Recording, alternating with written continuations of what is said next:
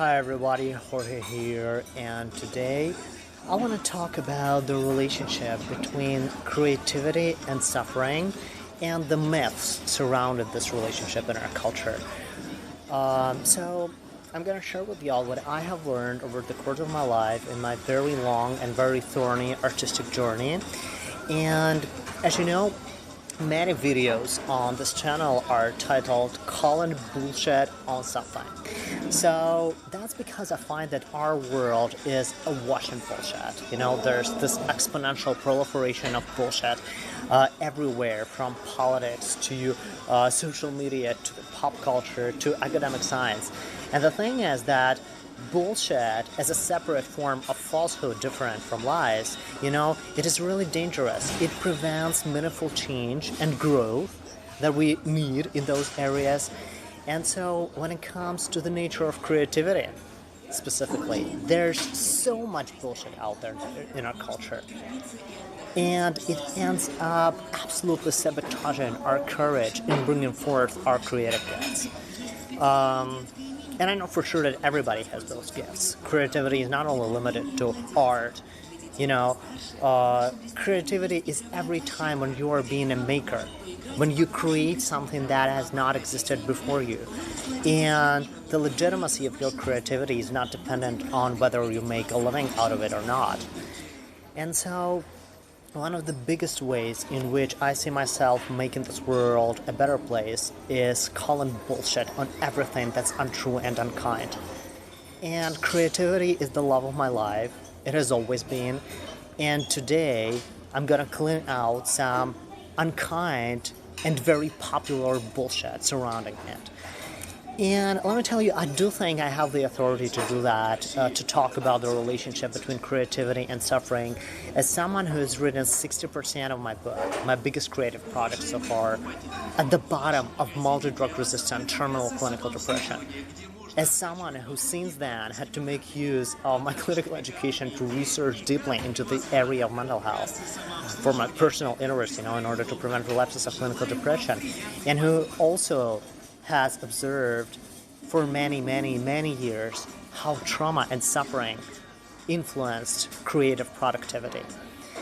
So I obviously have to share as much from personal experience around this topic as I have from my clinical research.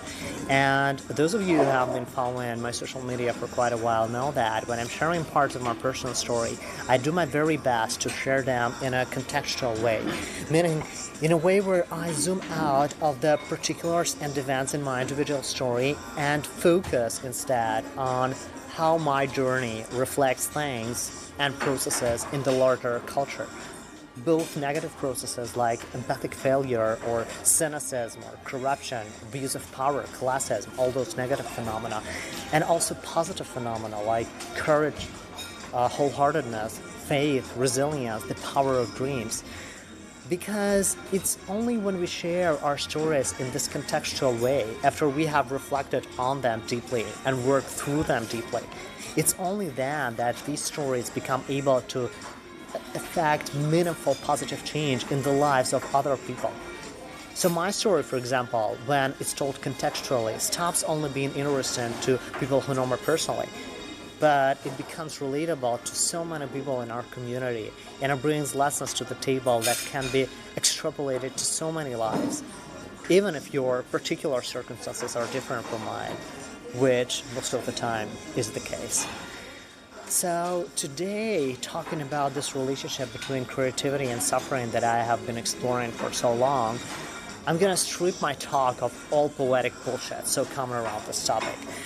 Because you can't fight bullshit with bullshit, and we already have enough BS in our culture to use poetry as a kind of art to produce even more. And as a creative, I make a stand for the kind of art that speaks truth to bullshit. That's probably why I have pissed off so many people. I've had so many doors slammed in my face and still haven't had my book published after many years of networking, even though this book obviously has a lot of social relevance and employs innovative ways to bring evidence to the table around present social issues. But people in the American creative industry, especially when they're white, upper middle class, enjoying connections with celebrities, living very, very fortunate lives, these people, as it turns out, are not much interested in this book that deals with intersectional social justice, no matter how hard they try to portray themselves as social justice advocates in the public eye. Because such a book, speaking truth about homophobia, corruption, immigration, classism, especially when it comes from someone like me, a financially disadvantaged guy stuck in a third world country, this kind of book inevitably calls their privilege into question. So this kind of upper middle class gay America that I have come to know over the last 4 years of my networking appears to be acutely allergic to truth and heavily addicted to bullshit that it mass produces around spirituality, empathy, solidarity, social justice, this kind of bullshit that allows those people to stay comfortable, living in blissful ignorance of their unearned advantages. So to me, it's much like Katy Perry's song, Chained to the Rhythm. So comfortable we're living in a bubble. So comfortable we cannot see the trouble. But the fact that those people have been using their power and their privilege to put hurdles in my way, to disempower me, to gaslight me, to manipulate me into questioning my sanity, my worth, my legitimacy as an artist, and the relevance of my work, most importantly. This fact didn't stop me from continuing to tell the truth using my artistic voice. Because I know that only truth can affect real and meaningful change in the world. And I believe that affecting that kind of change is the reason why my creative gifts were given to me in the first place, and why they are given to anybody, for that matter. So, without further ado, and without eloquent poetic bullshit, let me tell you the truth that I have come to know about creativity and suffering. Culturally, when we talk about creativity, we're conditioned to imagine artists in the first place, like musicians, painters, writers, actors, filmmakers. These folks are in the cultural spotlight of creativity. And somehow, culturally, these folks have also become famous for things like drugs, alcoholism, mental illness, suicides. So, as a culture, we've collectively bought into this notion that in order for an artist to be legitimate, they have to suffer, they have to struggle, they have to go through grief and trauma and some really dark emotional places. And I really love how Liz Gilbert debunks that myth in detail in her book, Big Magic, which is an awesome and very honest book about creativity. But, very early in my life, many years before I got a chance to read any book like that, but when I already realized deep down in my heart that I wanted to make a career out of creativity, that creativity was my calling, not just my hobby, that I didn't want to just be a weekend warrior, but I wanted to make creativity my full-time job. Already then, I didn't buy into this myth, portraying artists as martyrs and claiming that great creative products can only come out of suffering. It sounded like bullshit to me, even at that early age when I was susceptible to lots of other kinds of bullshit. And when I bought into those other kinds of bullshit that I was being fed. But this thing in particular sounded like complete, utter horseshit to me. Because music, my biggest creative passion, was at the same time the biggest source of unconditional joy in my life. So it just couldn't be true that creativity or creative products or creative productivity could come out of suffering. And, I just knew that nothing in my life could ever give me as much joy as making music could. And what I also noticed, that joy inspired me to make music. So joy and creativity for me were clearly in this kind of chicken and egg relationship. But the thing is, my life wasn't full of joy in my childhood, nor in my teenage years, nor even in my 20s. Those of you who are familiar with my personal story from videos on this channel, like Race Against Privilege or Too Busy to Practice Your Values, those of you already know that I was growing up in poverty, in a dysfunctional, emotionally abusive family, and in a larger culture of oppression because I was growing up in post-Soviet Russia, the country whose culture had internalized more than 70 years of political and economic oppression. So I was growing up bullied at school for being too skinny, too short, for lagging behind in my physical growth, for being the shortest, the skinniest, and also the poorest kid in the class, and also the kid who had all A's. So what could make a kid a more ideal target for bullying? I was growing up seeing no empathy, no love, no belonging, no genuine care in my family. And as I was growing up like that, I didn't really have much joy in my life. And so when people today ask me this apparently normal question about some joyful childhood memory, I cannot remember anything meaningful.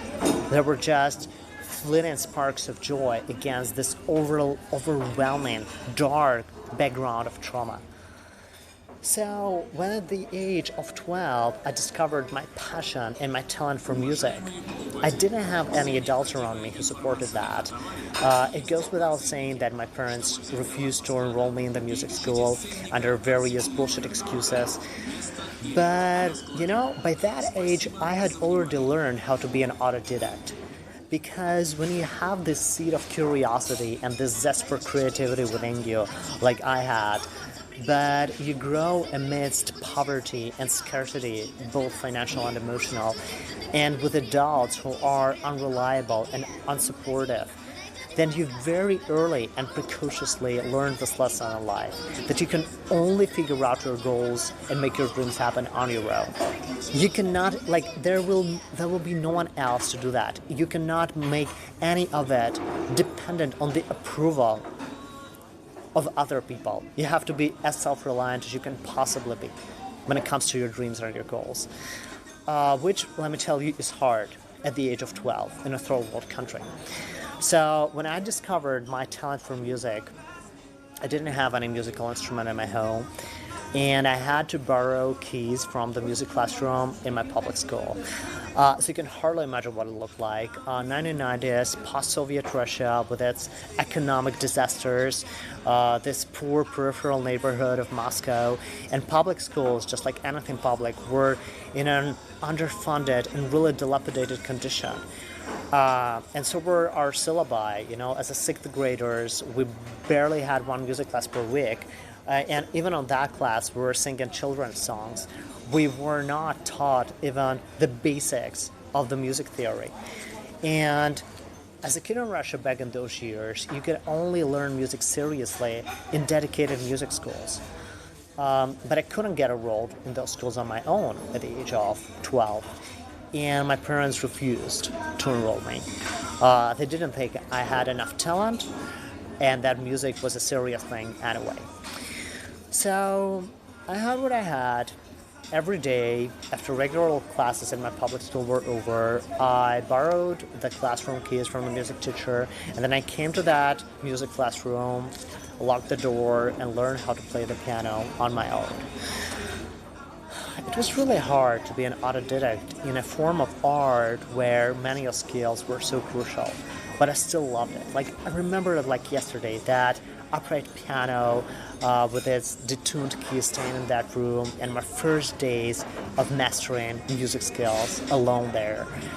I just remember how I was losing myself on the sound, the beautiful sound of those piano chords, finding in their beauty a refuge from my multilateral misery, bullying from my classmates, lack of love in my family, this constant sense of unbelonging, never-ending poverty. So I could sit there for hours, me and the music together, making love, disconnected from the toxic world around us, that I, at that age, just saw no way out of. 1 month after I first took the keys from the music teacher, there was this day where we had a regular music class, the one we would only have once a week. And before the class, during the period when all of my classmates were playing in the hallway, I stayed in the classroom with the teacher who was preparing for the class. And I just came over to the piano, dropped my backpack beside it, and I sat down and I started playing the first movement of Beethoven's Moonlight Sonata, which was the first full piece of classical music I ever learned to play. And I remember that the music teacher, whose table was right across the piano, she just looked up from her papers and she gaped at me because it was the first time she ever heard me play. And she was like, "What's going on? Like 1 month ago you asked me about what the 7 notes were, and now you're playing Moonlight Sonata?" She just couldn't believe my progress, especially because she knew that I was a total autodidact, that no one trained me, no one coached me. And I was an autodidact for lack of opportunity. My parents hated music, just like they hated any kinds of creativity. You know, they were among millions of people of Soviet generation who lived with internalized political and economic oppression and allowed their entire lives and their careers and all their relationships to be defined by shame and scarcity. So there was no place for real love and real empathy in my family, just like there was no space for creativity either. Physically, there was little space too, you know, because Moscow is much like New York. Most people here live in tiny apartments, not in houses like in the most of America, especially people in poor neighborhoods and in public housing projects like the one my family lived in. So in that confined physical space where we lived, there was actually no room to install a real acoustic piano. But after many, many, many fights, I got my parents to buy me a musical keyboard. You know, it was very, very tiny. It only had 4 octaves, no sustain pedal, no volume sensitivity, and like the acoustic piano, it sounded really robotic. It was one of the cheapest keyboards available in the market. And I still remember its price exactly. It was $93. And I remember this price literally because over the next decade, my mother used this figure hundreds of times to shame me about how much money I allegedly made her waste on my fancies. As you can see, my familial dysfunction was mostly not about lack of money, but it was mostly about lack of empathy. But I had what I had. I didn't choose the family that I was born into or the apartment that I lived into at that age, of course. And even with that very, very basic and cheap musical keyboard, not only did I learn myself how to play music, but also how to write it. I figured out a way to connect the keyboard to my PC, which was another thing at home that I got after many, many fights, and another thing that most Western kids of my generation took for granted. And once I set up the connection and wrapped my head around the inner workings of the MIDI interface, I started to learn how to record and arrange and mix music. So maybe in today's terms, I would call it that I became a self-taught DJ. But at that age, I didn't know English that well to call myself a DJ.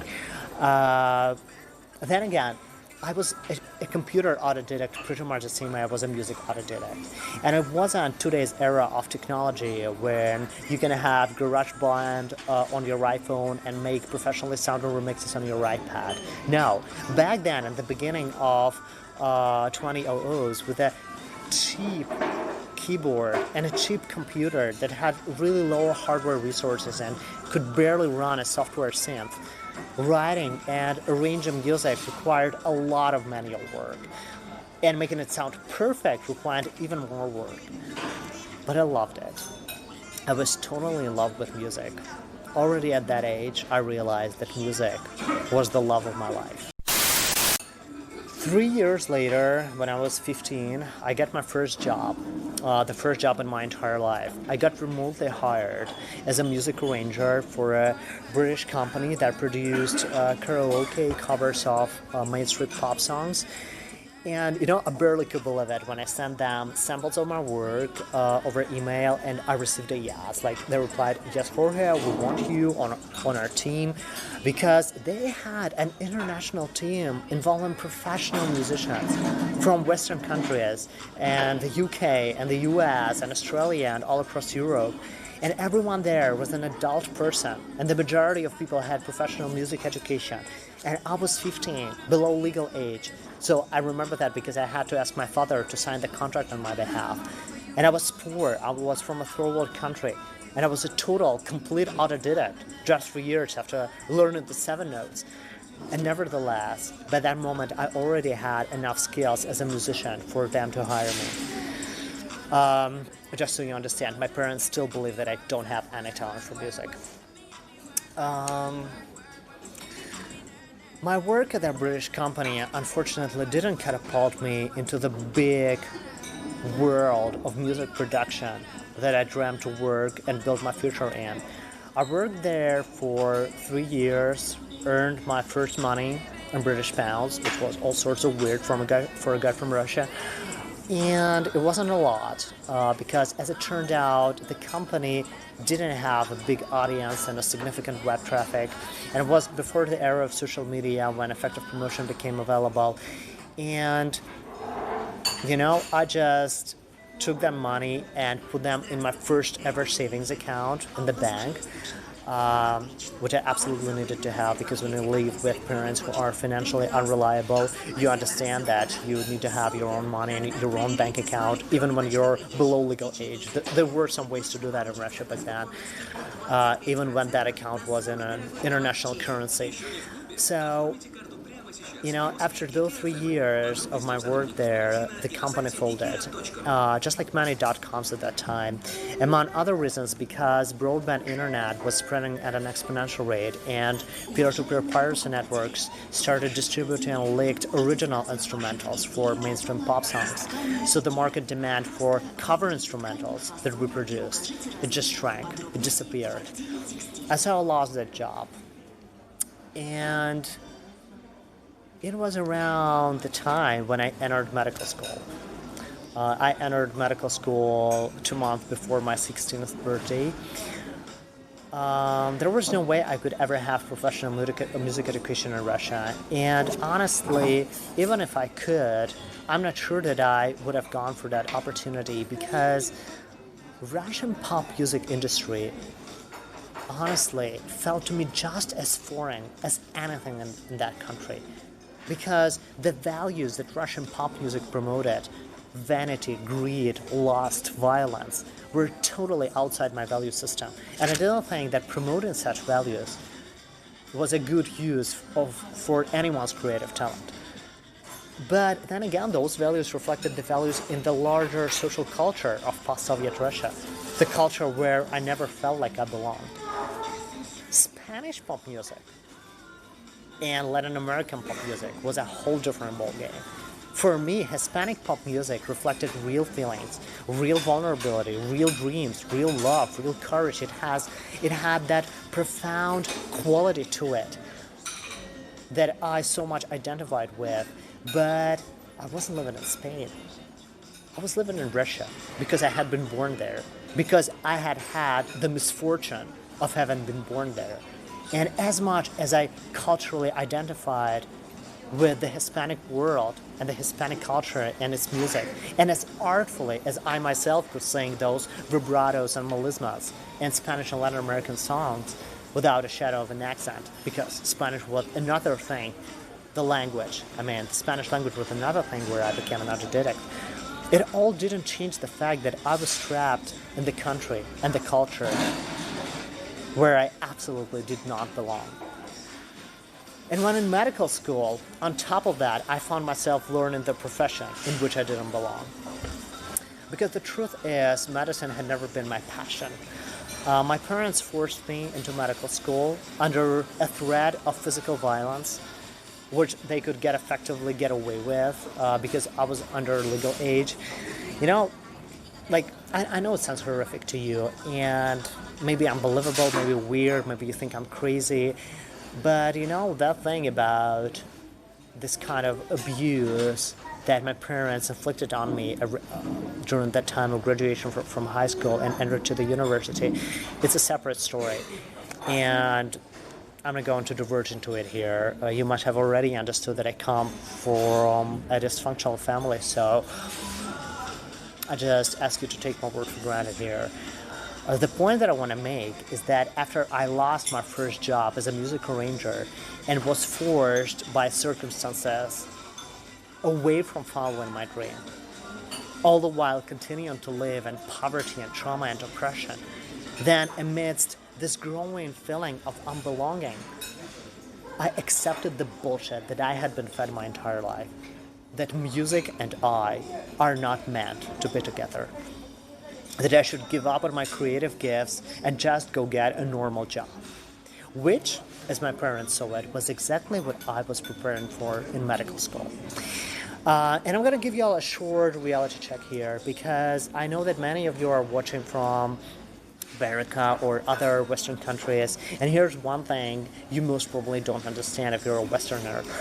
If you live in the West or in some part of the developed world, then studying in medical school and then going on to work in a biomedical or clinical profession is a surefire way into middle class, stable, predictable, financially secure life.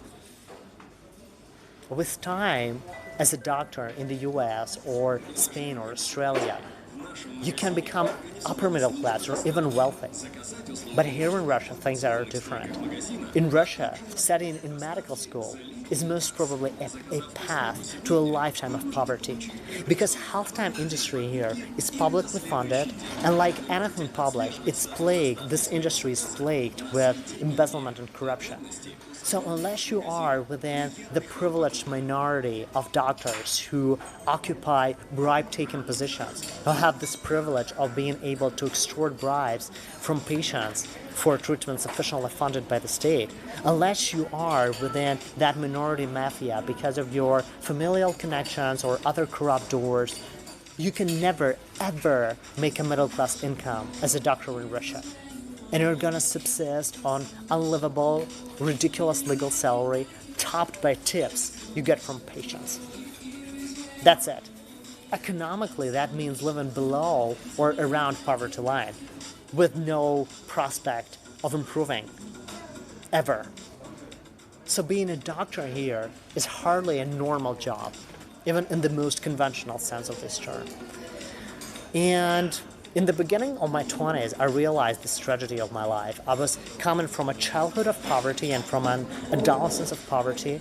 And now, because of my parents' ill judgment and their power over, because of their lack of critical awareness, and because of the violence that the legal system of this country licensed them to inflict upon me, I was effectively going into a future of poverty, working in the profession that I had never wanted, never getting to actualize my real gifts and real talents. Surprisingly enough, I wasn't clinically depressed at the time. I didn't have any symptoms of clinical depression. I didn't have, suicidal thoughts. But I was already subclinically depressed. And here's what it means. Depression is not a binary condition. It's not like pregnancy. You're either pregnant or you're not pregnant. You cannot be like 20% pregnant, right? You cannot be halfway pregnant. But with depression, you can. The path from a state of sanity towards diagnosable major depression is a continuum, and it can be quite long. Falling into clinical depression doesn't necessarily happen over 2 weeks, but very often the manifestation of clinical disorder is preceded by years of struggle that remains undiagnosed and unaddressed. And I know this from many stories of mental illness that I found in research and heard from people that I personally interviewed. And by the way, let me tell you, there's a huge gender issue here. For a man to live with undiagnosed and unaddressed mental health issues is far more common than it is for women. Because aside from the huge general stigma around mental health, man's mental health is affected by the culture of machismo. Like, be a man, never talk about how you feel. It's weakness. Emotions are for girls. Don't be a pussy, and all that bullshit, So I know painfully well from personal experiences that the moment you as a man reach out and communicate that you're struggling, nine times out of 10, you will be shamed or pitied or ridiculed, but you won't receive any empathy or meaningful support. So depression is not sexist. It affects both genders equally. But my gender gets less diagnosed and less treated than women because of the gender straitjackets that exist in the culture around vulnerability and reaching out. And by the way, that's the reason why 95% of mass shooters are men. It's not because of testosterone driving us to pick up guns and just annihilate everyone inside, including ourselves. But instead, it's because of unaddressed and growing mental health issues that we lived with for years. So, I personally didn't commit a mass shooting in my university years. Maybe because in Russia we don't have guns as readily available as guys have them in other parts of the world. We can only play shooter video games here to discharge our shame and our aggression. But in retrospect, I still clearly see that I did have mental health issues in my late teens and my early 20s. Not only because I developed clinical depression afterwards, most of all, I know it because of the topic we're discussing here today. I know it because I stopped playing and writing music. So, with every year, as my life got increasingly entangled into self-perpetuating knots of unbelonging, loneliness, powerlessness, hopelessness, and trauma, I got increasingly blocked from bringing forth the creative gifts that I clearly knew I had. Look, music was the love of my life, and I took it seriously. So when you can't be with the love of your life in a real and meaningful way, you'd better avoid getting in touch with it altogether. So my relationship with music really reminds me of the story portrayed in Gabriel Garcia Marquez's novel Love in the Time of Cholera. The story where the protagonists fall in love way too young, but because of social barriers, remain separated for the most of their lives, only reunited near death. And they avoid seeing each other during the majority of their lives, even though they live in the same city. So, my relational experience with music served as the first piece of evidence in my life that suffering, trauma, do not stoke creativity, contrary to the popular belief. They block creativity. Creativity is fueled by joy, belonging, love, sense of self-worth. And if you have empathy, and if you have a deficit of those in your life, you cannot expect to be creatively productive, no matter how big of a talent you inherently have. In large part because creativity as a process requires a lot of vulnerability. And vulnerability is the greatest casualty of trauma. And I got a far more glaring evidence of the same truth about creativity and suffering later in my life. When I was blessed with the idea that evolved into the biggest creative project of my life so far, and that idea encouraged me to embrace an aspect of creative storytelling different from music. That was the idea of my book, Souls of Silence. I tell a detailed story about how it happened in my video called Race Against Privilege, and I'm going to put a link here, but I'm going to put a link below, but here in this video, I'm going to give you just a quick recap. So, it was 2012, I was 25 and had just graduated from medical residency in the largest and oldest medical school in the country.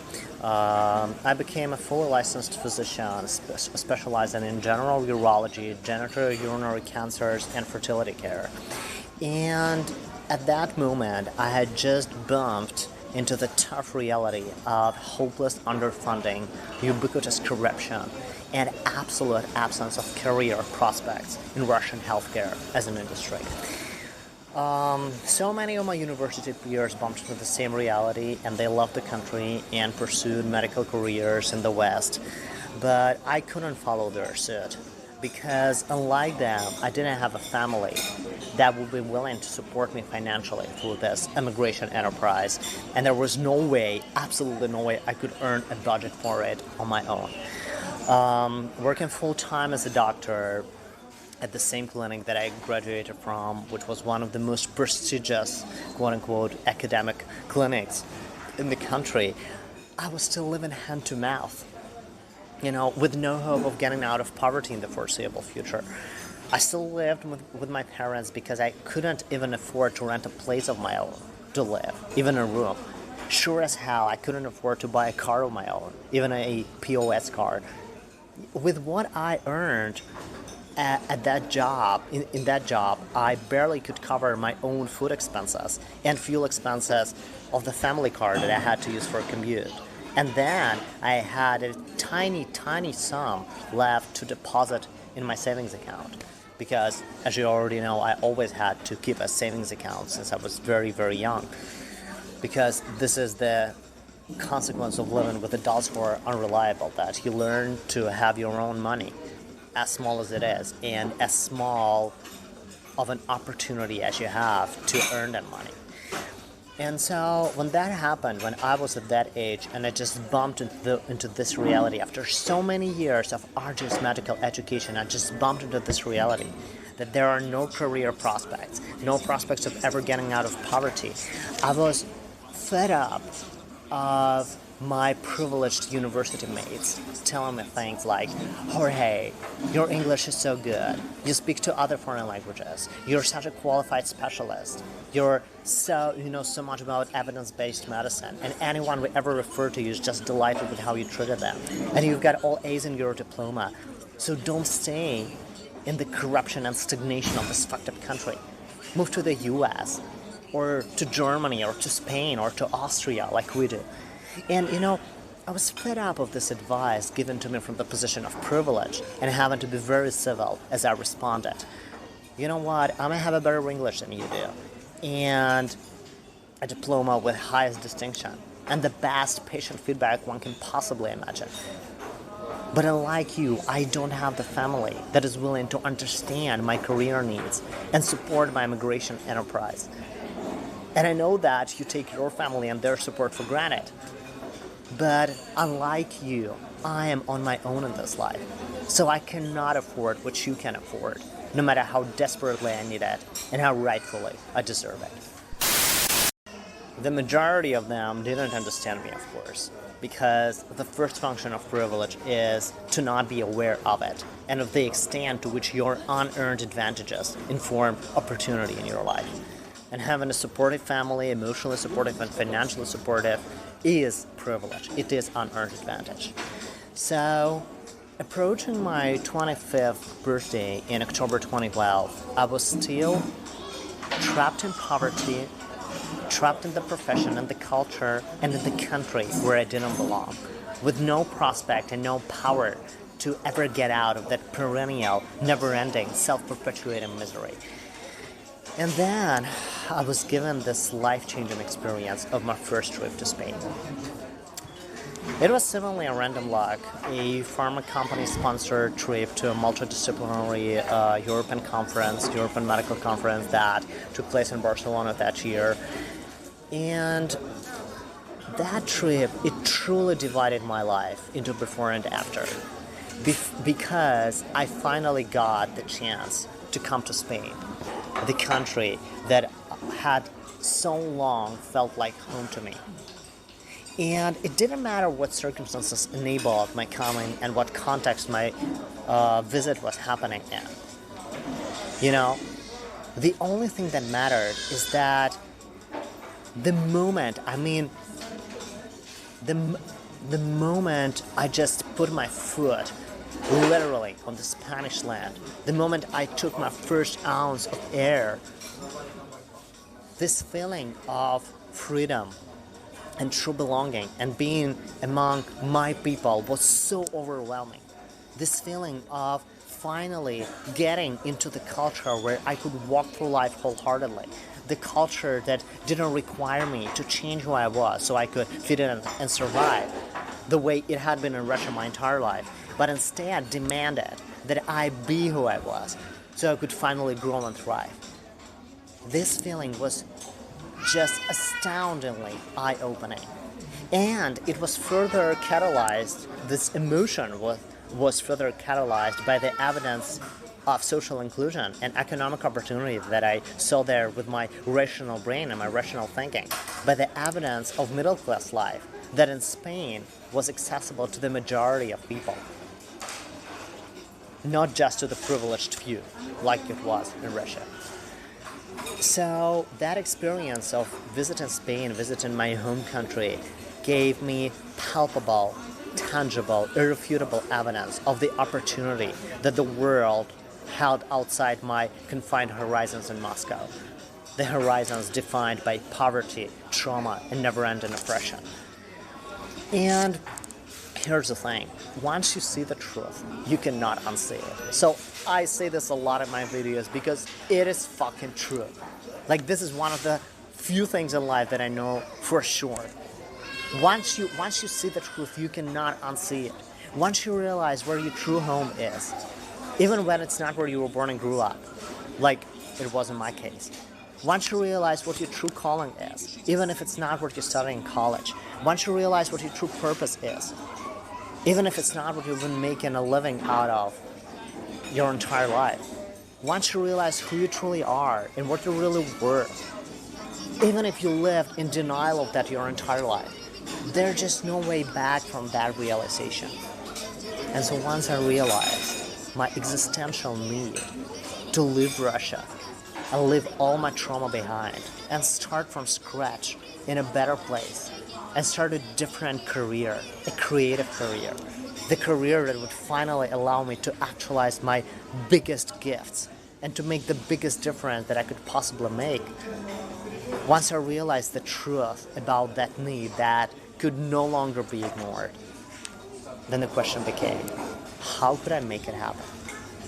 How could I, in the absence of privilege, figure out a way to move to the West and gain access to the professional opportunities that I needed for my long-dreamed creative career? And the answer to that came quite unexpectedly from the universe or God or whatever you call it. It came about just as unexpectedly as the trip to Spain had come about. And the answer was the idea of my novel, The Souls of Silence.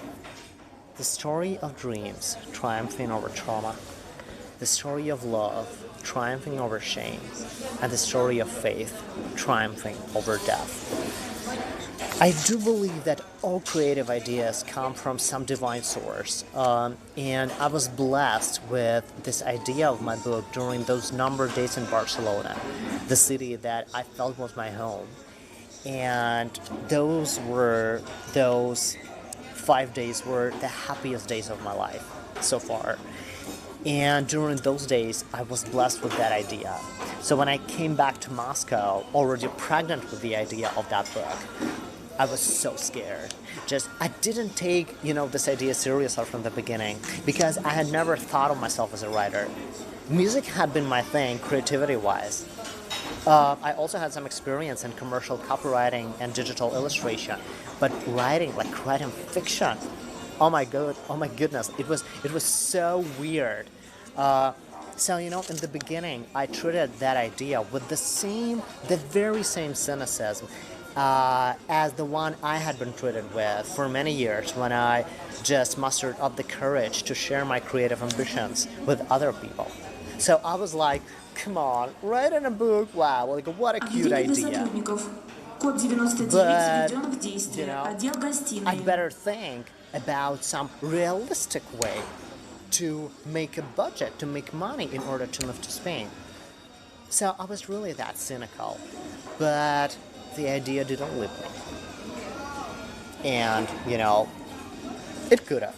And it would be right, because we need to honor creative ideas when they come to us. But this idea, it didn't leave me because it knew its own worth, and it somehow also knew my worth. Even though at that moment, I still wasn't fully aware of my worth. I didn't think my English was good enough. I didn't think I could be a writer. I didn't think I could write a novel involving so many complex social and political issues. I didn't think I had the right to portray the kind of love relationship that I had never personally experienced. So there was a lot of this imposter bullshit on my part.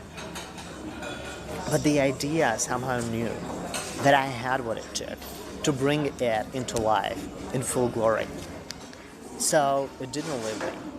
Instead, it haunted me in increasing detail, crystallizing in my mind with increasing clarity in the weeks after I left Barcelona. And let me tell you, it was in those weeks before Christmas 2012, as the idea was growing within me, but I still hesitated to say yes to it.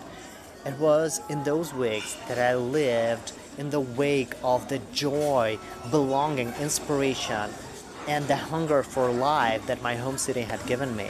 It was in those weeks when, after years of silence, I started writing music again. So I wrote and recorded a dozen tracks within a few weeks. I was really that prolific. And the amazing thing here was that I still lived in poverty. I was still stuck in my third world country. I didn't have access to a musical studio or some professional musical equipment. But using that self-same, very basic and cheap music keyboard from my traumatic childhood, and the self-same computer, and the self-same amount of talent, I created one of the best and the most prolific fruits, reuniting with music as the love of my life. Because I felt inspired and awakened and alive. Because after years of subclinical depression and silent suffering, I finally got this bolus of hope and belonging and joy in my home city. And as short and fleeting as it had been, it gave me enough creative productivity to write that much of music within that short of a time.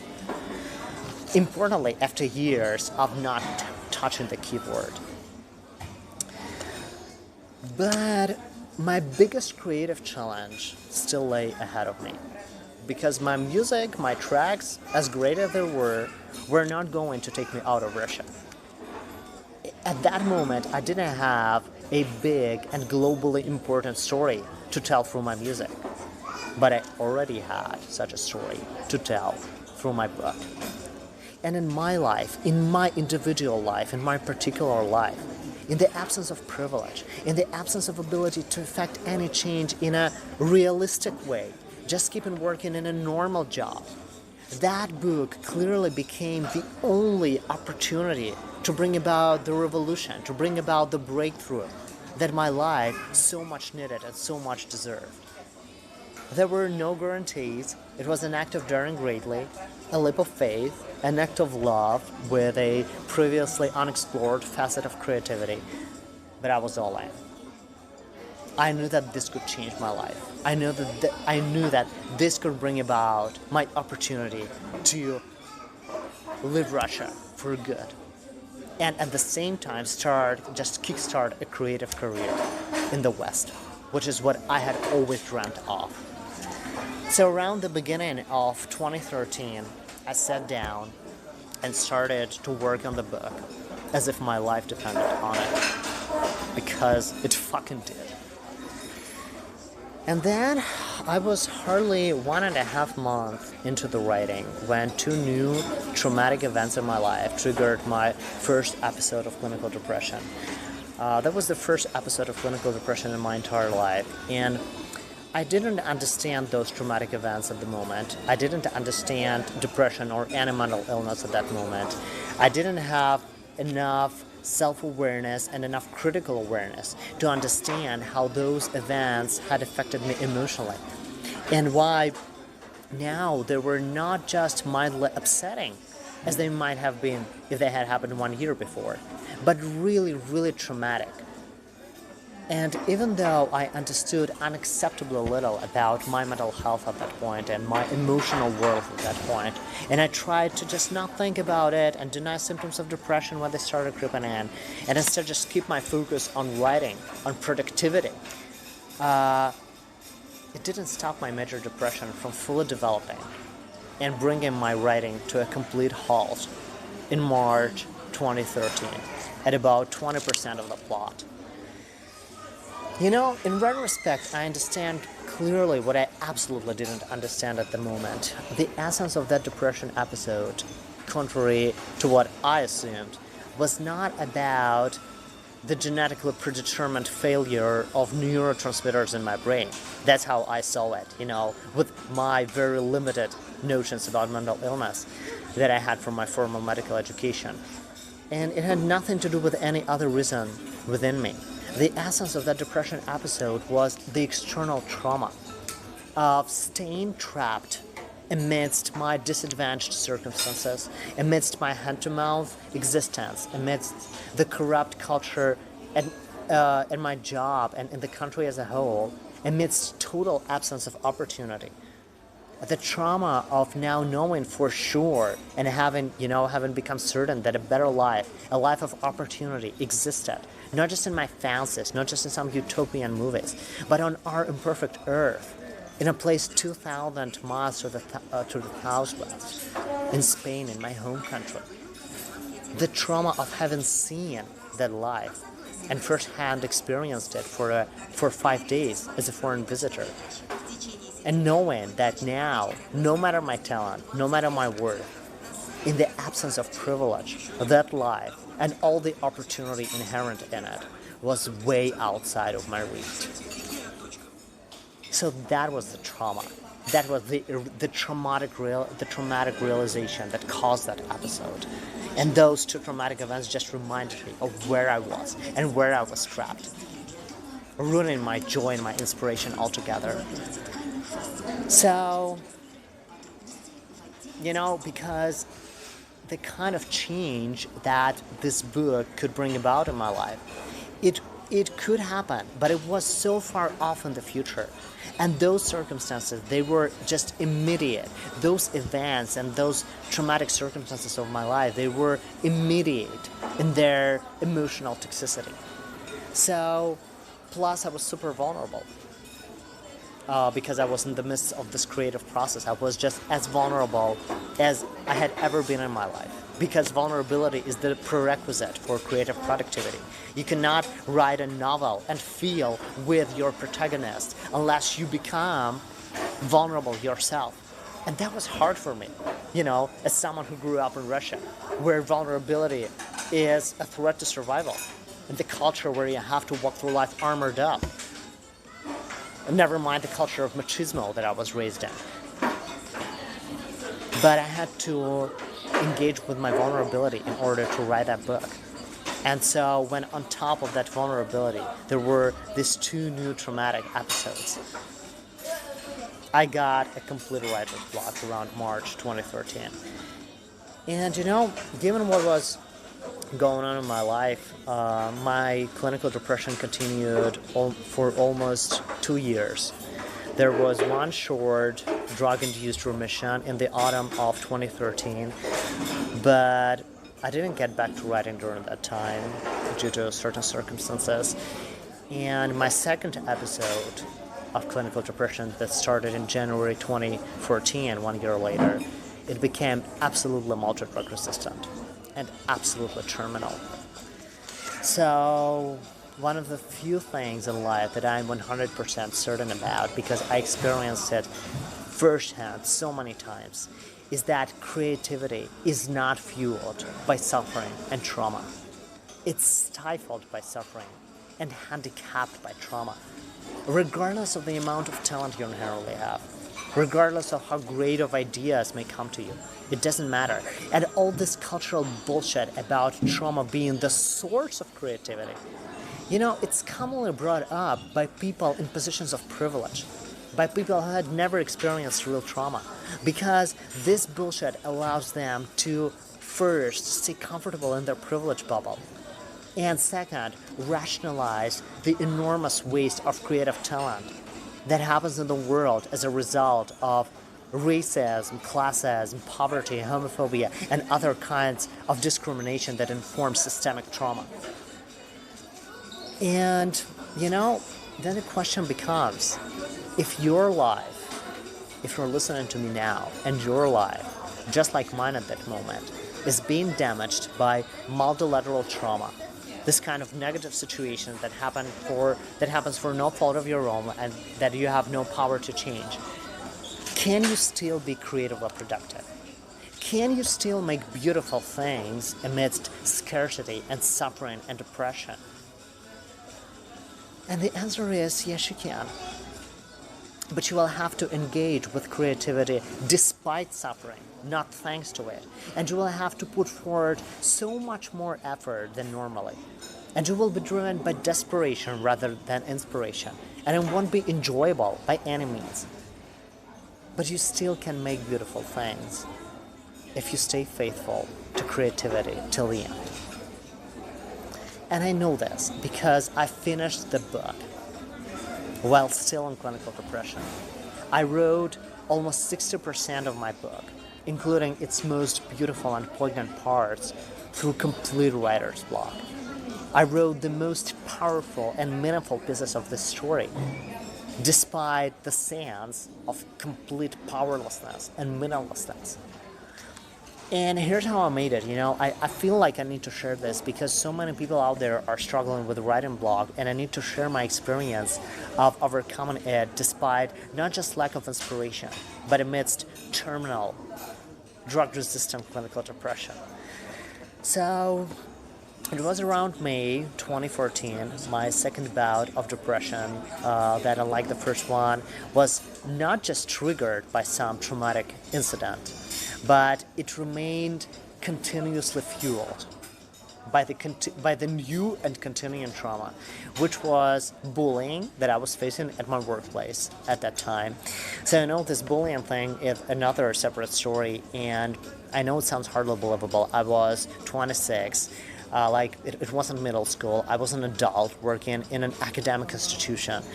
And people who created and ran this scheme of bullying were also adults, ostensibly educated people.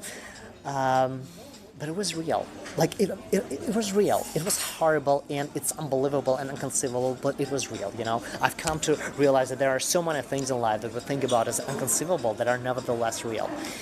And it was all the more toxic to me because I couldn't leave that job where I faced that bullying. I couldn't leave this freaking academic clinic where I was stuck from the moment of my graduation because I was gripped very tight in the clutches of poverty. It goes without saying that my family wasn't willing to support me through my struggle with major depression. And on the employment market, there were no better alternatives in the moment. Neither in private clinics, nor in public hospitals, nor in city hospitals. So there were no better alternatives financially. And so I had to keep eking out my pennies at a place where now I not only had no opportunity of self-actualization and some career, at a place where corruption and oppression were immutable and normalized parts of the organizational culture, but at a place that was now actively ruining my mental health. And let me tell you, I still lacked self-awareness and emotional literacy so much that I still stuck to this bullshit theory about my depression being bipolar, to the theory of my depression stemming from some genetically predetermined biochemical shift in my neurotransmitters. And now that more than 12 most potent antidepressant drugs, the drugs that fix that neurotransmitter failure in highest dosages and combinations, fail to alleviate my condition to any degree, I still continue to believe that something was wrong with my brain, instead of acknowledging that my life was fucked up because of circumstances beyond my power. And drugs, they just stopped working in the second episode, unlike the first one, because the pain from my circumstances now became too big to be numbed even by the most expensive Western antidepressant drugs that I had to buy despite my staggering budgets. But despite lack of understanding of the psychogenic nature of my clinical depression, the undeniable thing was that it was terminal. The severity of it. Now that drugs stopped working and I lost any hope, I saw no other way to terminate this interminable suffering. No other way than to off myself. I really believed that this was my destiny because I believed that God obviously hated me and played a joke on me. given me all those talents and all those dreams and all those gifts, and at the same time putting me into circumstances where I only knew poverty and trauma and abuse and depression, and where none of those talents and dreams could ever be actualized, and then keeping me amidst those circumstances despite my efforts. So my dreams about a better life in Spain and starting over and starting a different career were now smoke and ruins. I was totally alone, unloved, uncared for, unbelonging, unable to even collaborate with creativity, the love of my life. And all I wanted was just to end it all. So it was in those weeks when, at the age of 26, I was contemplating suicide on a daily basis. This one thought kept haunting me. Jorge, what about the book? What about your fucking unfinished novel? So you're gonna annihilate yourself, and that's okay. You have every right to do so, given what's happening to you and what has happened to you over the years. But who will then take care of the book? And the story it has to tell, and the people this story has the power to benefit. What about that? So this creative idea that came to me during my first homecoming, my first trip to Spain, it stayed with me through my misery like a loyal spouse, and it refused to leave me, no matter how fucked up and hopeless my life was. And now that this idea learned that I was about to just end it all, to leave this world, it sort of grabbed me by the shoulders and asked, "Hey dude, what's about me?" And I was like, "What about you? I cannot write anymore. I'm terminally depressed. I have a complete writing block. You must have chosen the wrong guy. Now you gotta go find someone else." And the idea was like, "No, you motherfucker. I'm gonna stay. And you're gonna try writing despite your illness. Even if you write one sentence a day, it's better than nothing.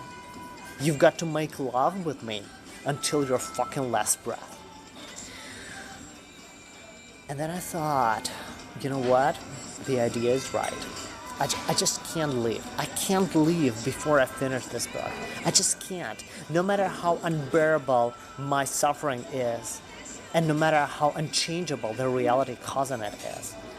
Because I have to break the silence, even if I go away right after that. Because after all, what message does this book bring? It wants to tell a story of dreams triumphing over trauma, a story of love triumphing over shame, and a story of faith triumphing over death. So this fucking book still wanted to be written, and it wanted to be written through me. Because it wanted, you know, it wanted to be written because it wanted to make a difference for so many silent people out there. And it somehow still wanted to be written through me and by me. A poverty-stricken, terminally depressed, unknown person from a third world country. Not by some, middle-class American, sort of privileged guy, no, but by me. That was the reality. And so I said, okay, I'm going to try doing this. I'm going to try finishing this book, even though I have a complete writing block, even though I have no shadow of inspiration that I had when I started writing it, when just pages and chapters of elegant English prose were flowing from my mind, through my heart, through my hands onto the keyboard. Now I had no shadow of that inspiration. But I was like, okay, I'm going to try this. Because the truth is, I didn't write this book only for myself, only in order to bring about that change in my individual life that was far from guaranteed. But it was the book dealing with intersectional social justice, dealing with homophobia and classism and corruption and immigration and mental health stigma and medical malpractice. And even if my individual life was broken beyond repair, which is what I sincerely believed at the moment, I had to finish that book for people who it had the power to benefit, so that they could be saved, even if I wasn't, at least some of them. And that was enough. And also I thought, You know what? After all, what do I have to lose? I already hit the rock bottom. I'm penniless. I'm terminally depressed. I'm trapped in this fucked up country. If I fail to finish this book, or if the ending turns out crappy, it's not gonna make me feel any more depressed because I already feel like a totally worthless, useless, powerless, hopeless piece of shit. So what do I have to lose? And I decided to come back to writing. There obviously wouldn't be pages and chapters of fluent English prose as there were in the beginning.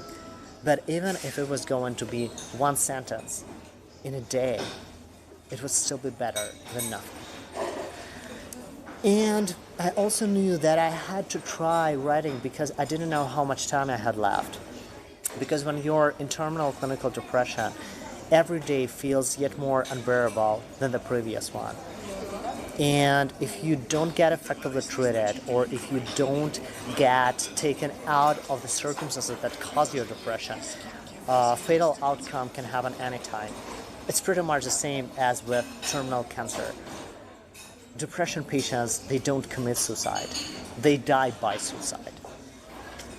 So I didn't know how much time I had ahead of me before my misery thickened to the point where further physical existence would not be possible. But I decided to run a race against it. Just like in the beginning of my first depression episode, I ran a physical, literal race against a privileged person when I came back to Barcelona for a few days. I tell the story in the video called Race Against Privilege. Now, 1 year later, finishing my book in terminal depression became my race against suicide. And the lesson I knew from that race in Barcelona is that I had to keep running, no matter how miserable I felt. And that no matter how powerless and disadvantaged I felt, I still could win the race if I chose to stay in it.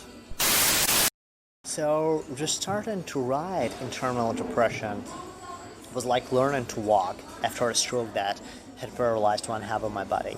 Small, shuffling steps required a shit ton of effort. Major depression, above all, is the inability to feel. So I had to exert enormous effort to feel with my protagonists as the story was unfolding. And the book I was writing, it wasn't my memoir. There was no chance for me to release my darkness and my desperation, just spilling it onto the keyboard, spilling it into words. No. Instead, my protagonists had their own stories that were different from mine. So I had to write about hope when I felt completely hopeless. I had to write about faith when I felt like God hated me. And I had to write about love and belonging when I felt totally, completely unlovable and unbelonging. So it was excruciatingly hard. And now, unlike in the beginning of the novel, I wasn't propelled by this magic, mysterious force of inspiration. Now I felt like I was pushing a brick-loaded trailer truck up a steep hill amidst scorching heat. But word by word, sentence by sentence, I was somehow making it. Slowly but steadily, my creativity, it didn't bring me any joy or elevation, and sure as hell it didn't heal my depression. In fact, it was competing against my depression. It was racing against the outcome that depression wanted. But anyway, in the total absence of inspiration, joy, love, belonging, all those most meaningful experiences, amidst scarcity and multilateral trauma, my creativity still worked. And because I stayed faithful to it. And, fate would test it. As fate would have it, fate came with new challenges and new trials for my faithfulness and my loyalty to creativity. Because my scarcity and my trauma and my circumstances and, consequent suicidal thoughts got worse as I was approaching the end of the novel. Not only because depression was sort of a progressive disease, but also because circumstances were objectively getting worse. First, in the wake of the military conflict with the Ukraine in August 2014, Russian government introduced economic sanctions against Western countries, and as a result, we stopped getting many kinds of agricultural produce from Europe. All the while, domestic produce was scarce, overpriced, and far poorer in quality. So that kind of thing, it exacerbated the food insecurity that I and millions of other Russians lived in. Just 2 months after that, the Russian ruble, our local currency, lost half of its value because of the slump in crude oil prices. Russia's economy is very much tied to crude oil. And as a result, even those small savings that I had in the bank after so many years of work, they shrank twofold. And the pennies that I was still earning at that hand-to-mouth job where I faced bullying, lost half of their buying power. And there were still no better alternatives on the market. So that was my life. Instead of getting what I deserved, instead of successfully moving to Spain and starting over in a middle-class life, in a different career, I remained trapped in this country where my poverty and trauma got even worse than they had been before, than they had been at the moment when I realized my need to move away. And to top it all, I got into a terrible car accident that left me without any means of transportation, all the while winter was coming. So the darkness of my circumstances was thickening, but I kept running the race. And I won it. I finished the book, Still Being in Clinical Depression. And moreover, I created the website for it, and I created my first social media pages, Still Being in Depression. And that was hard. It was really hard learning how to write HTML code and how to make your website mobile friendly when you're in clinical depression, when you can barely think, when your concentration is impaired, and where learning new skills seems, barely possible. But I did that, and even more, this is one of the things I'm most proud of in my life. I made my first networking efforts, still being in terminal depression. So I showed up, with my book finished, I showed up in the arena of American creative industry, in this space dominated by privileged people. Being myself from a third world country, financially broke, terminally depressed, contemplating suicide on a daily basis, I still showed up with my work. Because as little as I believed in myself at that point, I couldn't but see the value that work could bring to the table. And the first positive feedback that I got about my work, which happened, 3 months later, when one privileged American person saw and recognized the value of my work. So this kind of response that I finally got was what turned around my almost lost fight with clinical depression. By that moment, I already had a very polished, completely elaborated, fail-proof plan of suicide, and I scheduled it on the Easter week of 2015, because according to Eastern Christian beliefs, everybody dying during the Easter week goes not to hell, but to paradise, even if they off themselves. So I already didn't believe in God, but just in case God and hell and paradise existed, I decided to off myself during that week.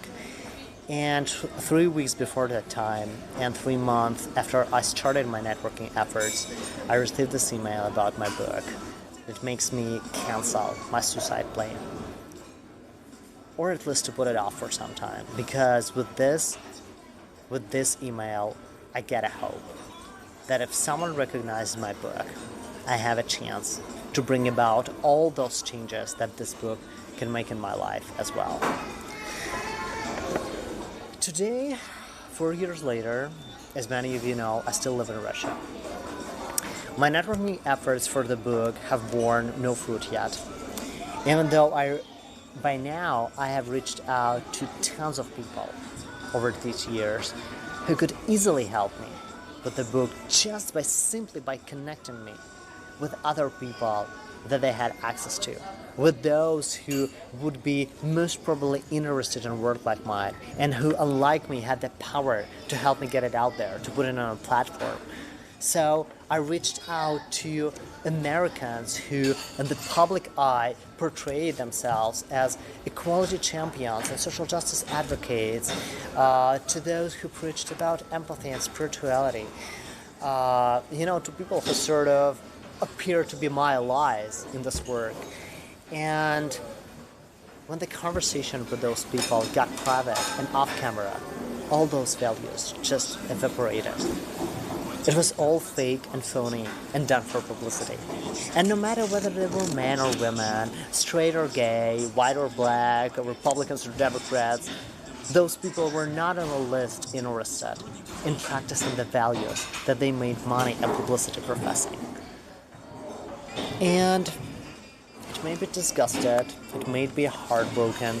In the beginning it made me think that something was wrong with me. Again, before critical awareness caught up and I wrapped my head around privilege and how it worked, because my book and my personal story, insofar as I had to share it in relation to the book, it inevitably called the privilege of those folks into question.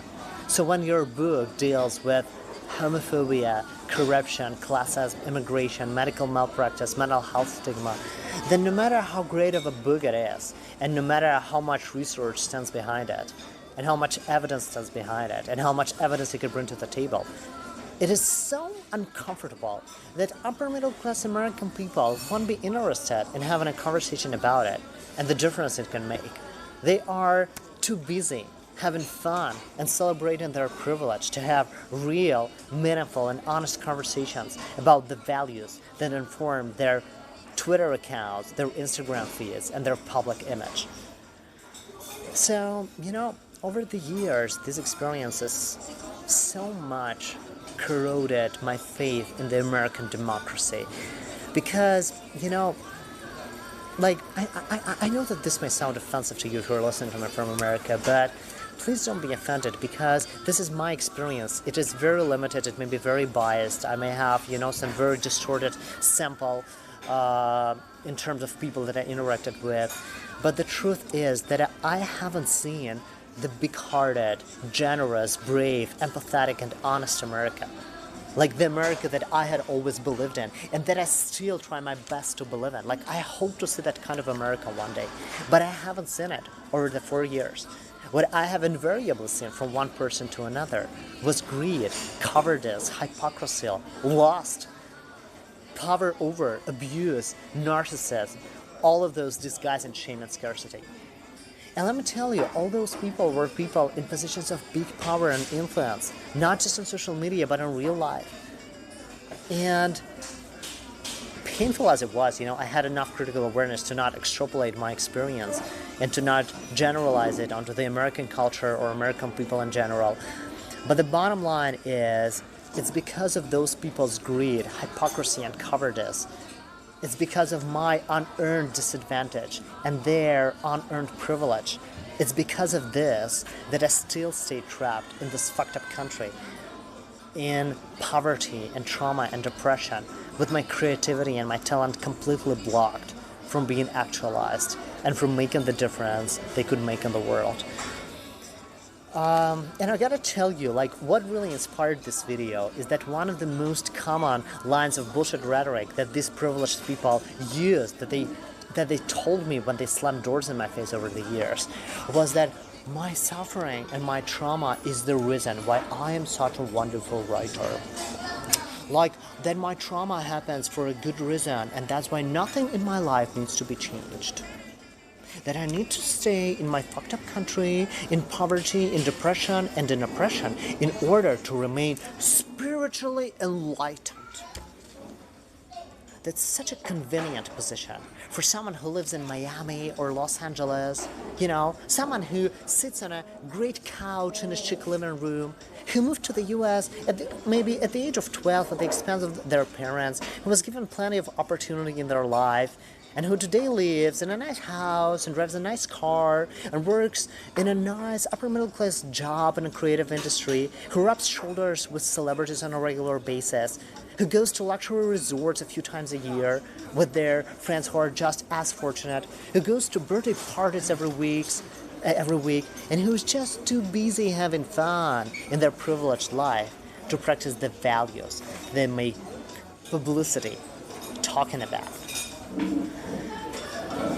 So, it's just convenient for them to stay away from meaningful conversations about social justice like the one my book opens up, and to rationalize my trauma and the trauma of millions of people like me. Because this bullshit allows them to stay comfortable with the advantages that they have, that they deep down know are random.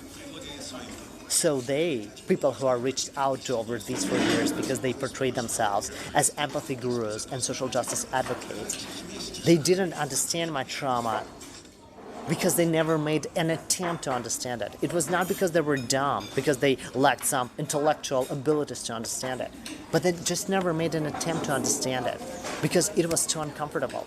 Instead, they rationalized it to make themselves comfortable with their privilege. Because to not have gone through trauma like mine is privilege. And the most flagrant example of this hypocritical bullshit is my recent experience with a talent agent from Hollywood. So I tell the story in many of my videos, and it's especially opposite to this topic of creativity and suffering. So I met this man last year, and I know he was an immigrant, he was a gay man, and all these circumstances that made me think, who could better understand the mission of my book? The book dealing with homophobia and immigration and all those social issues. So here's his story. He moved to the U.S. From declining Venezuela quite a while ago at the age of 12. And, he moved, obviously, at the expense of his family. In that age, he never had to earn the opportunity to move on his own, unlike someone like me who has to earn this opportunity because there's no way he can move at the expense of his family, right? And so after he moved, his adulthood, his adolescence and his adulthood in the U.S. turned out to be pretty fortunate. That's, a very typical story after coming from a third world country. So, after finishing college, he moved in Florida where he lived. He moved to New York and then worked as a fashion photographer agent here. So he made a lot of connections with influential people in the industry. And then he moved to LA 10 years ago, where he continued to represent talent in Hollywood and all those, places that are related to the film and pop music industry. And so these days, he was hosting a podcast about spirituality.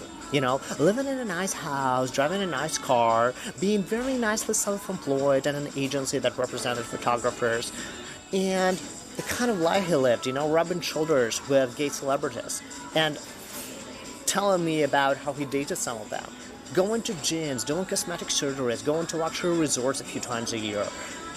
So, he had a quality of life that is far, far, far different from mine. And so this person, after 1 year of what he made me believe was our friendship, after 1 year of telling me about how much he valued me and how he admired my work and my intelligence and my capacity for empathy, because there were many occasions during this year where he needed empathy, and I infallibly offered it. Because that's my value, that's my practiced value, to, jump at any opportunity to practice empathy with even strangers, never mind with people who I see as my friends. And so after all of that, I reached out to him and said, look, let's have a conversation about my work and how you can help me bring it into life. Because he obviously could. And after 1 year of friendship, he knew what was at stake for me in all of this. He knew that I had a skin tumor that was most probably malignant, among other health issues. and that I lived here in Russia without access to adequate healthcare. He knew that my work was the only opportunity in my life, not just to rise above poverty and to move to a Western country and to make a different career, in the long haul. But today, in short term, it was the only opportunity to get access to the life-saving treatment that I needed in Europe. And by the way, he was the person whose both parents were diagnosed with cancer and were treated in the US, not in Venezuela, the third world country that these days is falling apart, as many of you probably know. So it looked like he, with his background, with his story of all people, should be able to understand my trauma. And guess what? Did he have a shred of empathy for me as someone who he called his friend? Did he have a shred of integrity? Was he willing to operationalize all the spirituality talk that all his podcasts and his posts were about, which made me follow him in the first place? Was he willing to use his power and his privilege to help my talent? No, and no. He just caught a whiff of the conversation getting real and uncomfortable, and he just chickened out of it, just like so many people before him. Because as it turned out, his real core values in life were fun and comfort, not empathy or courage or spirituality, as they were for me. So he was just disgusted with my need and my vulnerability. And he had just liked my pictures on Instagram and how handsome I looked during our FaceTime conversations. That's why he made sexual advances towards me before even bothering to ask about my sexual orientation. And when this moment came, when I told him about my needs and his power to help me in a very straightforward way, his true colors came out. That's one thing about vulnerability that I know for sure. Vulnerability comes with no guarantees. It's always about emotional risk and exposure and uncertainty. But the only thing you can know for certain is that once you become truly vulnerable with people, their true colors come out, whether they like it or not. And guess how he wiggled out a way of our friendship once it became clear that I needed help.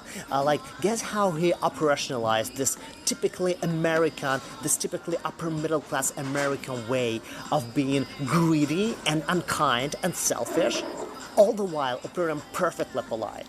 So, what did he do? Of course, he started rationalizing my trauma. He started driving through this argument that all my trauma in life happens for a good reason, that my everlasting poverty and my powerlessness to get out of it in this country happens for a good reason, that my cancer is happening for a good reason, that my lack of access to healthcare is what destiny has for me, and destiny always gives people what they need. So, in his judgment, my cancer didn't really need to be treated, unlike his parents' cancer. So I just should, put a smile on my face and surrender. Surrender was his favorite word, surrender to dying from cancer in my 30s, And as absurd and flagrant as this bullshit sounds, it is very comfortable to say from the position of privilege.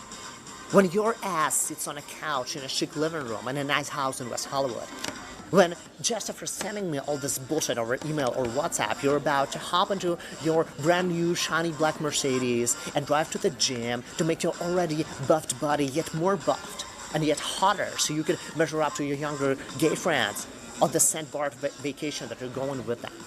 When your only worries in life is that you didn't get a relationship with that celebrity or this celebrity, that you didn't get another $60,000 in a new project, or you have to wear a dressing for 3 days over a wound from cosmetic surgery, which you are so ashamed to talk about with your fortunate Hollywood friends.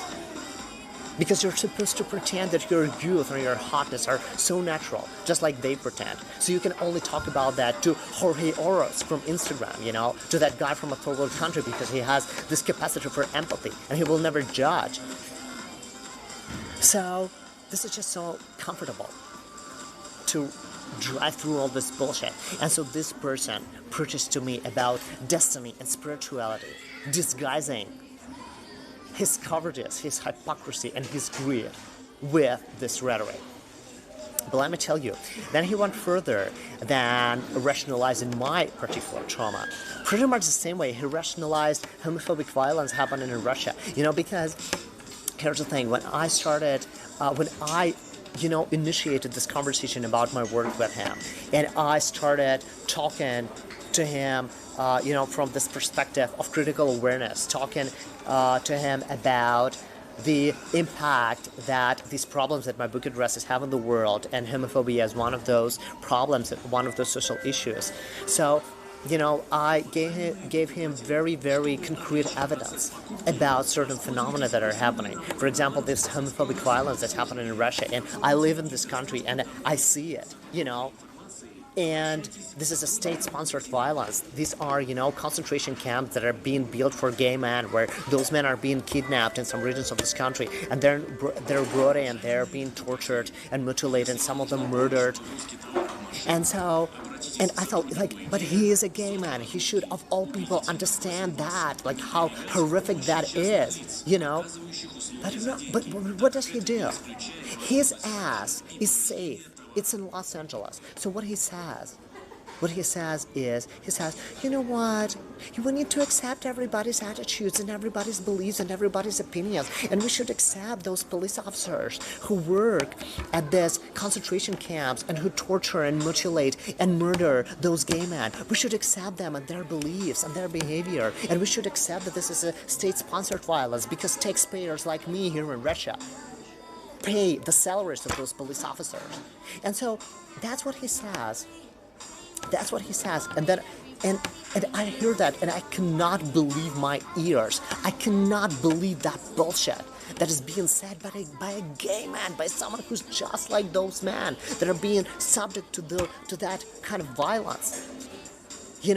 But then I think, okay, maybe this is Russia, maybe this is just too far for him, maybe this is, just too triggering for him. And then I proceed to another piece of evidence. I talk to him about gay kids in America, about the fact that 40% of homeless teenagers in the streets of major American cities identify as LGBTQ.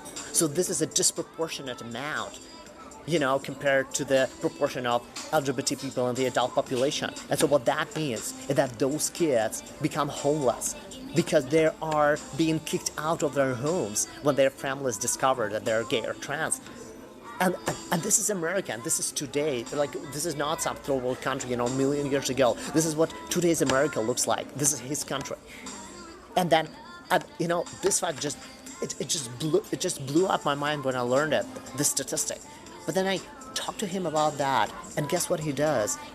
He rationalizes this trauma of gay kids in America. He, being himself a homosexual man, he says that, homelessness probably happens for those kids' spiritual enlightenment.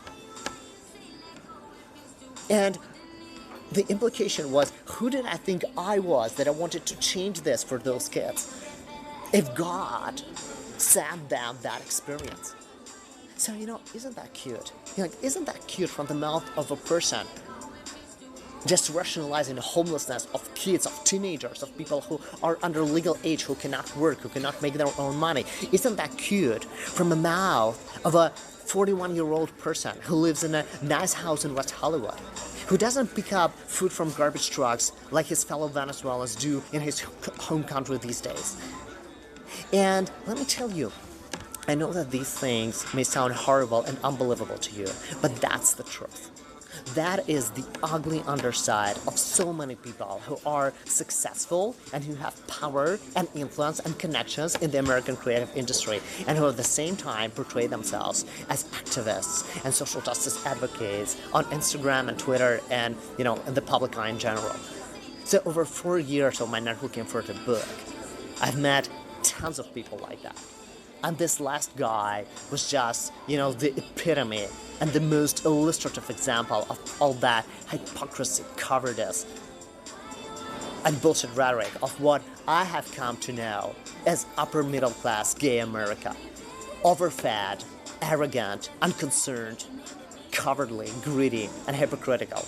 which is, by the way, the real biblical description of Sodom and Gomorrah. Like, very few people know that the real sin of Sodom and Gomorrah, and I'm quoting Bible right here, it's not about homosexuality. Like, it's never, like, you can never find, there is no place in the Bible where you can find that the sin of Sodom and Gomorrah is homosexuality. But in the book of Ezekiel, it is written very, very concretely.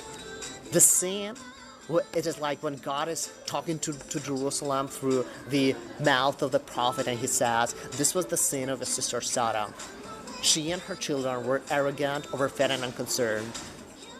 They didn't help the poor and the needy.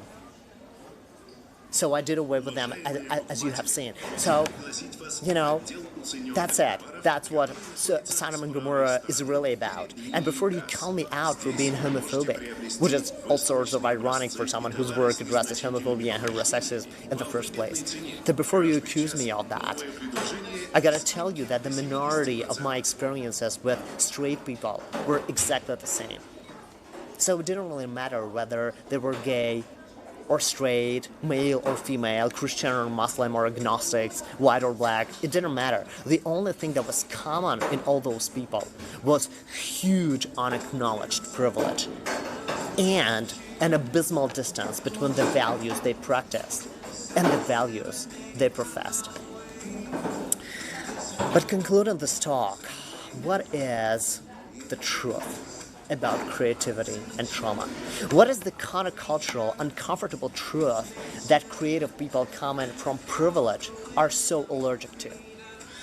The truth is that no matter the amount of talent you have, creativity is handicapped by trauma and stifled by suffering. Because creativity requires vulnerability, and vulnerability is the greatest casualty of trauma.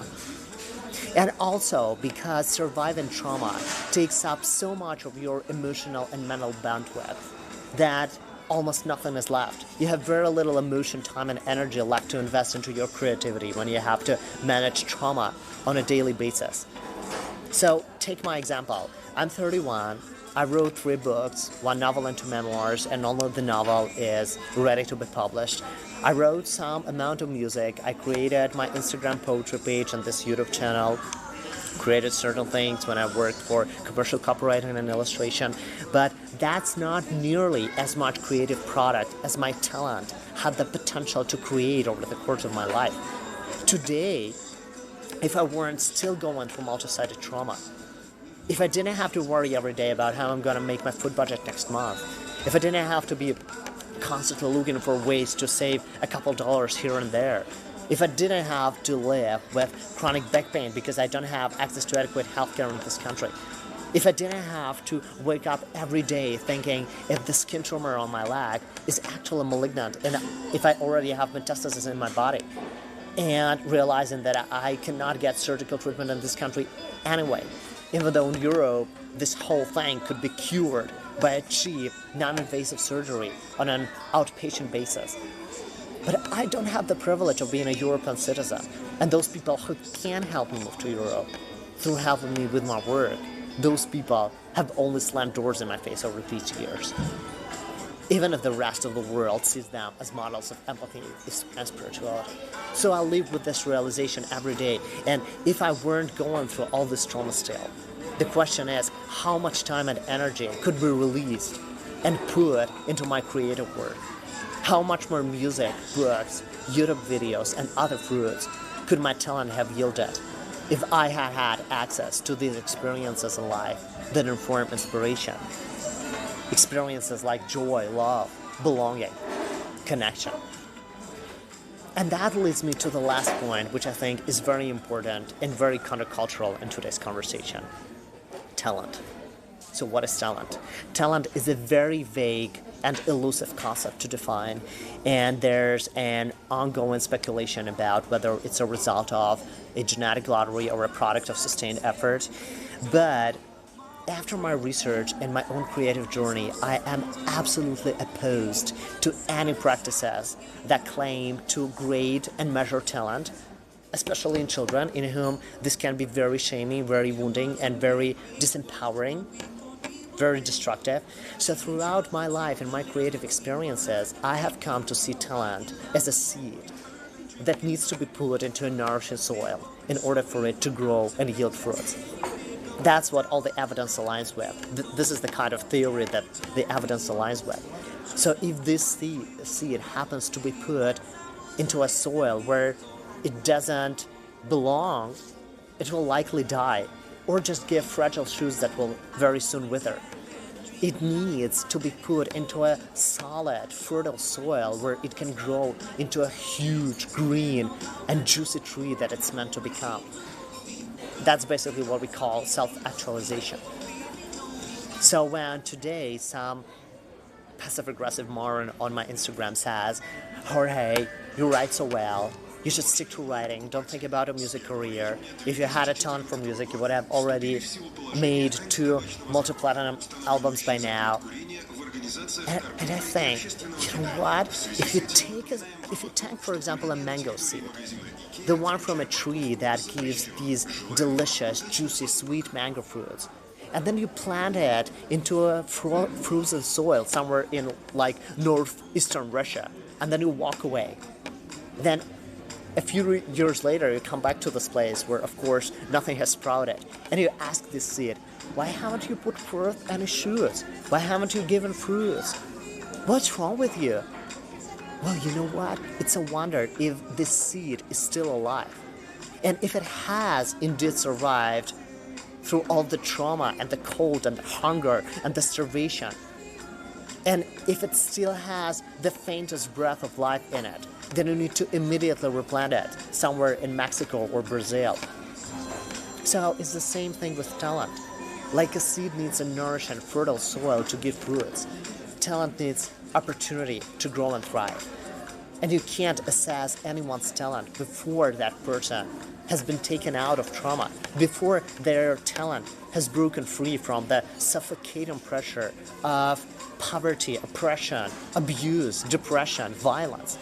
And in my particular example, just because my last clinical depression episode ended in 2015 and I never had a relapse since, it doesn't mean that my trauma ended. My multilateral trauma was the root cause of my major depression, and this trauma continues. It's, in different domains of life. It's the poverty that I have no chance to get out of this country, no matter how hard I work, because of the amount of economic opportunity present here. It's the continuing abuse by the privileged American people who can easily help me with my work so I can get the opportunity to move away, but they don't help me. It's the chronic back pain that I live with every day. And even right now when I'm shooting this video for y'all, I feel like there's a knife stabbed between my neck and my left shoulder, and nothing helps me, and there are no qualified specialists in this country and no qualified healthcare system to assess and treat it in a meaningful way.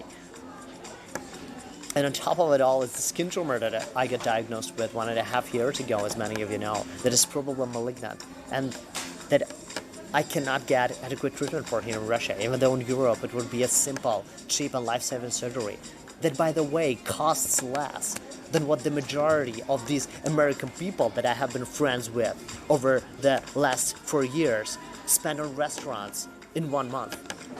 So what is life-saving for me and what I still have no access to is what they take for granted, living in their privileged bubble. And, they knew it.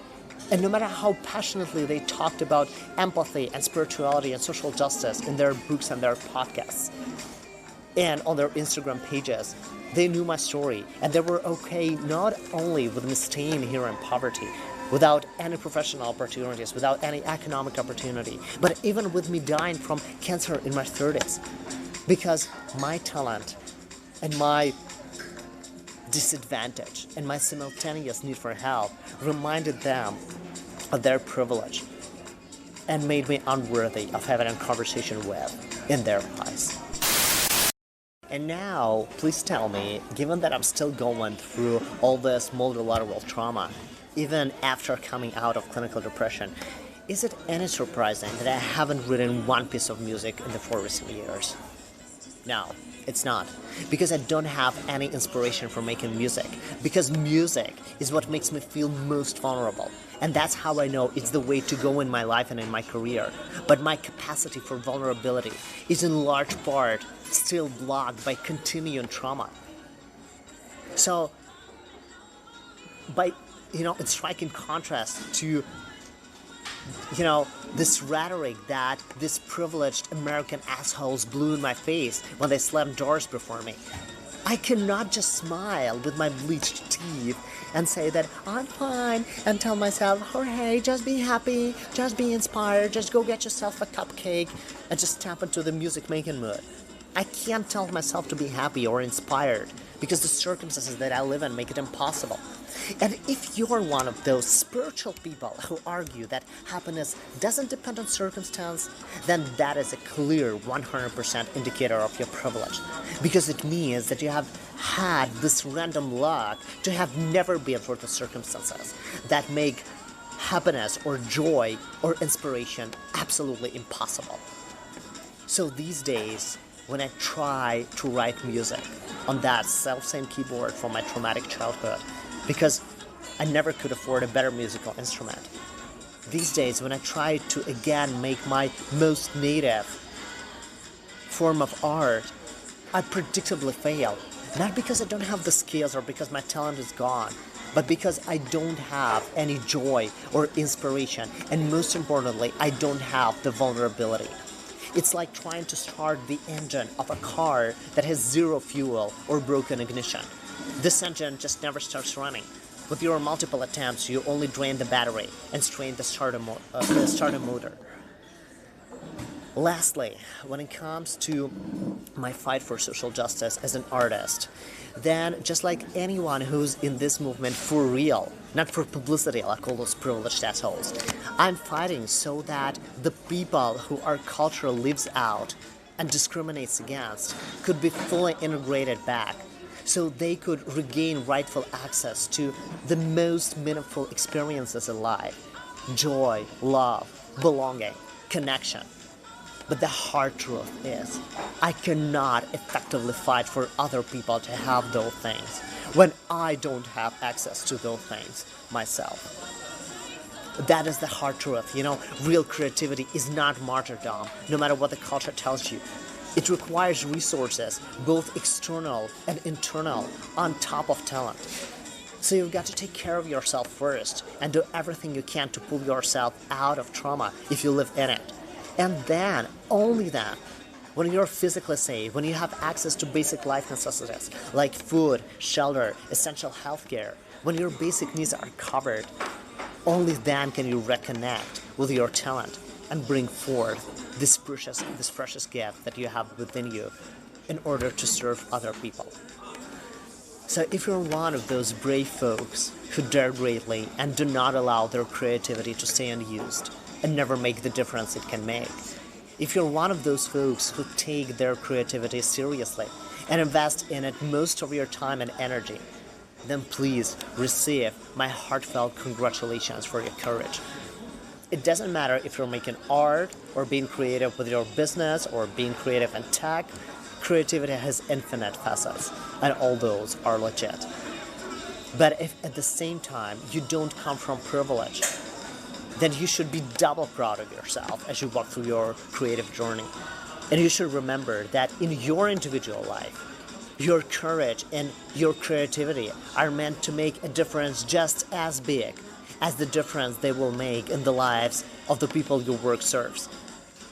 When it comes to creativity, serving yourself and serving the world is not an either-or thing. It's an and both thing. So be authentic. Express yourself. Say the truth that you feel the world needs to hear. Say it as artfully as you can. And don't believe, just don't believe privileged people who brainwash you that your trauma or your disadvantage is the source of your work's beauty. This rhetoric is how they keep themselves comfortable with their privilege and how they rationalize their refusal to help you.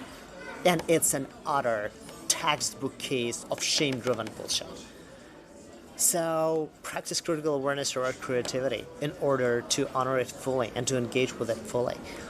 And most of all, remember that no matter how hard it is to be creative going through trauma, your gifts weren't given to you for the fun of it. And unused creativity is not benign. If you choose to not use it, to not be the maker when something begs to be made through you, you steal from the world and you're effectively destroying yourself. Unused creativity metastasizes. It corrodes your self-worth and turns into depression, aggression, violence, and self-harm. So, as hard as it is to follow it through trauma, you'd rather die following your creativity than give up on it and come to the end of your life anyway and ask yourself, what if I stayed faithful to my gifts? So I do hope you take this story and this message constructively. Thank you so much for your time. I know it's been a lot. Most certainly this is the longest video I have ever recorded. So thank y'all so much for tuning in with me today and for staying with me in this important conversation.